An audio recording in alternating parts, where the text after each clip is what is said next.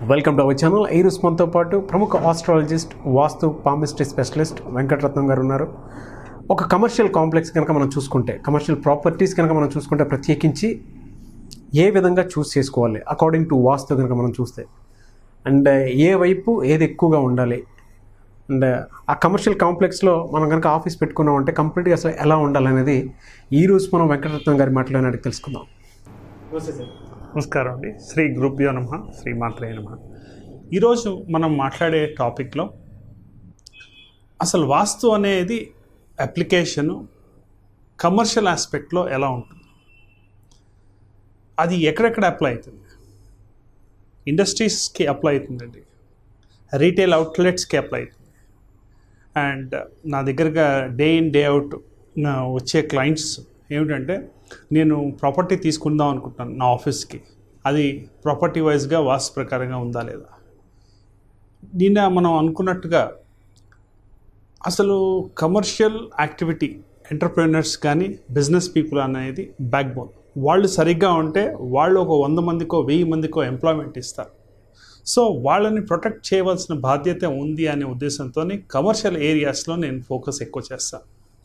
So ఒక industry పెట్టేటప్పుడు site selection నుంచి whole completion of the project వరకు నేను ఇన్వాల్వ్ అవుతాను. ఫార్మస్యూటికల్ అనుకోండి, at the same time manufacturing units అనుకోండి. సో ఇప్పుడు మెషిన్స్ అలైన్మెంట్ ఎలా ఉండాలి. కొన్నిసార్లు ఏమవుతుందంటే డిజైన్ ఆఫ్ ద మెషిన్స్ ఒక విధంగా ఉంటాయి, ఓకే. దాని ప్రకారంగా కొన్నిసార్లు లైట్ వెయిట్స్ ఒక పొజిషన్లో ఉంటుంది, ఎందుకంటే దాని డిజైన్ లైన్ అట్లా ఉంటుంది. దాన్ని కాంపెన్సేట్ చేసేటట్టుగా మనం ఏం చేయాలి అనేది కన్స్ట్రక్షన్ సజెస్ట్ చేస్తాను. అది ఇండస్ట్రీస్. అలానే ఇప్పుడు రీటైల్ అవుట్లెట్స్ చాలా మటుకు ఐస్ క్రీమ్ అవుట్లెట్స్ ఉన్నాయి, అట్లానే టైటన్ వాచెస్ షోరూమ్ ఉంది, అలానే జ్యువెలరీ షోరూమ్ ఉంది, అలానే డిఫరెంట్ అవుట్లెట్స్. ఏ అవుట్లెట్స్ అయినా వాస్తు రిలేటెడ్గా అసలు షాప్ ఆస్పెక్ట్, ఏ ఫేసింగ్ షాప్ తీసుకోవాలి, వాళ్ళ జాతక ప్రకారంగా ఏది బెటరు, అండ్ దాంట్లో అసలు స్ట్రెంగ్త్ ఉందా లేదా అనేది చూస్ చేసుకుని వాళ్ళకి సజెస్ట్ చేస్తాను. So at the same time మనం లేఅవుట్స్, పెద్ద లేఅవుట్స్ కట్టేస్తున్నారు ఈ మధ్యకాలంలో. ఇది డిమాండ్ విత్ కస్టమర్స్ అండి. కస్టమర్స్ అనేవాళ్ళు ఈరోజు కాకపోతే రేపు అయినా వాస్తు ప్రకారంగా చూసుకునే ముందరికి వెళ్తారు. సో మనం లేఅవుట్ డిజైన్ చేసేటప్పుడే మనం వాస్తుని ప్రాపర్గా ఫాలో అయితే, ఇప్పుడు ఏం చేస్తున్నారంటే ఇండివిజువల్ హౌసెస్ వాస్తు ప్రకారంగా కడుతున్నారు. లేఅవుట్ ఎలా ఉన్నా కూడా పర్వాలేదని అనుకుంటున్నారు. కాదు, కొన్ని లేఅవుట్స్ ఆగిపోతున్నాయి. సో దాని గురించి మనం లేఅవుట్ డిజైన్ ఇట్ సెల్ఫ్ ప్రాపర్గా వాస్తు ప్రకారంగా చేసుకోగలిగితే రేపు వచ్చే క్లయింట్స్, రెంట్కి వచ్చేవాళ్ళు కూడా వాస్తు చూస్తున్నారు, అండ్ కొనుక్కునేవాళ్ళు కూడా వాస్తు చూస్తున్నారు. సో మనం ప్రాపర్గా కన్స్ట్రక్షన్ చేసేటప్పుడే యాక్చువల్గా వాస్తు రిలేటెడ్ ఫ్యాక్టర్స్ చూసుకోగలిగితే చాలా మటుకు మనం అవసరం లేని ప్రాబ్లమ్స్ అనేది in the course of time లేకుండా చూసుకోవచ్చు.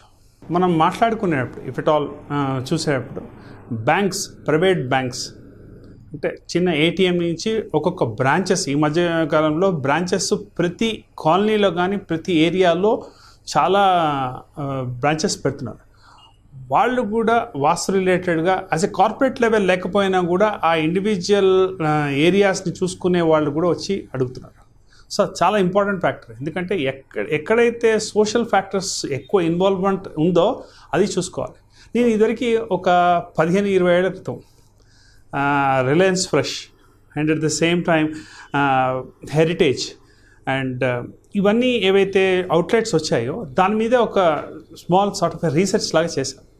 ఏ అవుట్లెట్స్ బాగుంటాయి, ఏ అవుట్లెట్స్ బాగుండవు అనేది చూసి అబ్జర్వ్ చేస్తే వాళ్ళని వెళ్ళి అడిగాను, ఏమంటే ఇట్లా డిజైన్లో కొన్ని ఇష్యూస్ ఉన్నాయి, మరి మీరు ఏమైనా చేస్తారా అని, for the sake of my own enquiry. అయితే మేమేం చేయలేమండి, డిజైన్ ఎక్కడి నుంచి, ఇటలీ నుంచి వస్తుందో లేదా ఎక్కడి నుంచి వస్తుంది, we cannot do any modifications అని చెప్పారు. బట్ కొనేవాడు ఇక్కడ ఉన్నాడు, కస్టమర్ ఇక్కడ ఉన్నాడు. మనం ఇవన్నీ చూసుకోగలిగితే డెఫినెట్గా మనకి యాడెడ్ అడ్వాంటేజ్ ఉంటుందండి. ఓకే.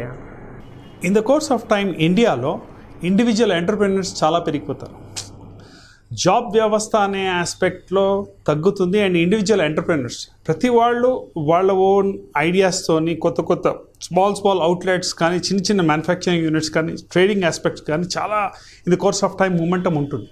సో వాళ్ళకి చాలా ఎంతూజియాజంతో స్టార్ట్ చేస్తారు. ఆ ఎంతూజియాజంని కంటిన్యూ చేయాలి అనుకుంటే ఈ ఫ్యాక్టర్స్ కాళ్ళు వాస్తు కూడా చూసుకోగలిగితే మనకి మేజర్ హిట్స్ అనేది లేకుండా ఉంటుంది. ఇప్పుడు చాలా మటుకు చూశాను, పెద్ద పెద్ద మాల్స్ అబ్రప్ట్గా వాస్తు ప్రకారంగా కట్టుకోకుండా ఉన్నప్పుడు ప్రాబ్లమ్స్ ఉన్న మాల్స్ మన హైదరాబాద్లోనే చాలా ఉన్నాయి. ఆ పేర్లు నేను చెప్పాను. చాలా మాల్స్ అంటే ఎవ్రీబడి హ్యాస్ సీన్ ఇట్. చాలా మాల్స్ అబ్రప్ట్గా ఆగిపోయి. ఎందుకంటే అంటే ఇప్పుడు డైరెక్ట్గా ఒక మనిషిని హర్ట్ చేద్దాం అనేది ఉద్దేశం కాదు. జనరల్గా చాలామంది commercial investment about 10 crores 5 crores invest చేసి పెద్ద పెద్ద అవుట్లెట్స్ కడతారు. దాని ప్రకారంగా వాళ్ళకి బిజినెస్ లేదనుకోండి, నో పాయింట్ అండి. ఇది అల్టిమేట్గా బ్యాంక్స్కి and at the same time government కూడా లాస్ ఉంటుంది. సో మనం ముందరే చూసుకోగలిగితే ఇట్లాంటివి మనం అవాయిడ్ చేయొచ్చు. ఓకే, ఇప్పుడు వీధిసులలో ఉన్న ప్రాపర్టీస్ చాలా ఉన్నాయండి. వెస్ట్ ఆఫ్ సౌత్ వెస్టో, లేకపోతే నైరుతి నుంచి వీధిసులు వచ్చి కొట్టడమో, లేకపోతే ఉత్తర వాయువ్యం నుంచి వచ్చి కొట్టడం, పెద్ద పెద్ద కాంప్లెక్స్ ఆగిపోయి ఉంటాయి. ఆర్ దాంట్లో పెద్ద పెద్ద ఆర్గనైజేషన్స్ పెట్టినా కూడా అది మూవ్ అవ్వని సిచ్యువేషన్స్ కూడా ఉన్నాయి. అవి నాకు తెలుసు పర్సనల్గా.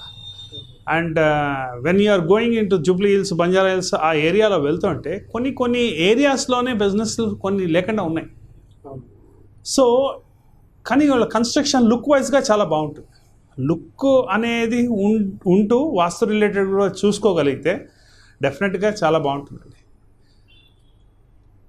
నా సందేశం ఒకటేనండి, మనం వాస్తు రిలేటెడ్గా కమర్షియల్ యాక్టివిటీస్లో మనం ఫోకస్ చేయగలిగితే డెఫినెట్గా ఆర్గనైజేషన్స్ వాస్తు రిలేటెడ్గా ఇష్యూస్ లేకుండా చూసుకోగలిగితే, ఇంటర్నల్గా వాళ్ళ ఉద్దేశాలు, వాళ్ళ ఆర్గనైజేషన్ ప్లానింగ్ అన్నీ చేసుకుంటే డెఫినెట్గా వాళ్ళ గ్రోత్ అనేది ఉంటుందండి. అన్నీ చేసుకుని వాస్తు లేకపోయినా ప్రాబ్లం ఉంటుందండి. వాస్తు చూసుకుని వీళ్ళు ప్లానింగ్ లేకుండా ఎటు పడితే అటు వెళ్తే కూడా గ్రోత్ ఉండదండి. సో ఇదన్నీ రెండు సినర్జీ చేసుకుని ముందరికి వెళ్ళగలిగితేనే గ్రోత్ ఉంటుందండి. ఓకే సార్, అంటే మీరు చెప్పింది బాగానే ఉంది. కమర్షియల్ కాంప్లెక్స్లో